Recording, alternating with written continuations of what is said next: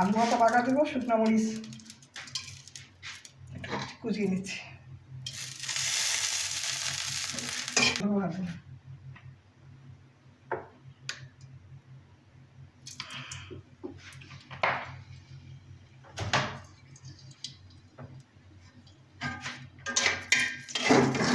মরিচটা একটু ভেজে নেব।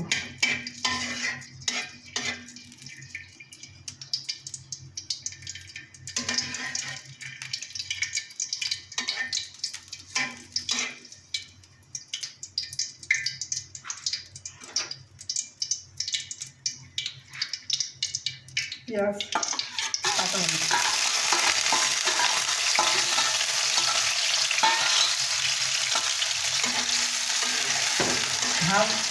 ভাজা করবো না, একটু নরম করে দেবো পেঁয়াজ আর কাঁচামরিচ।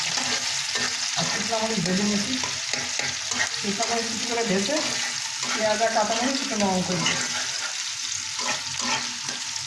এভাবে আলু ভর্তা কে কে খেতে কমেন্ট করে জানাবেন আমাদেরকে।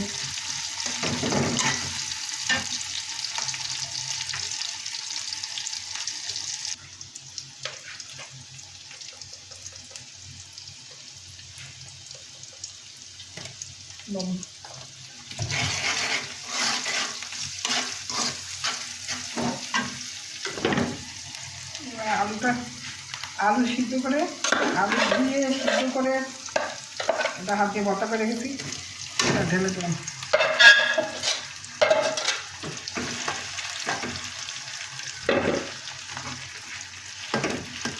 এই আলু ভর্তা আমার আম্মা বানাতো, বাগার দো আলু ভর্তা আমরা খুব পছন্দ করতাম ছোটো সময়।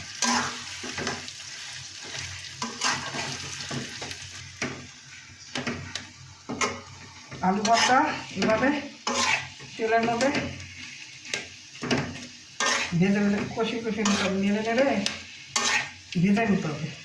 এভাবে নেড়ে নেড়ে এভাবে আস্তে আস্তে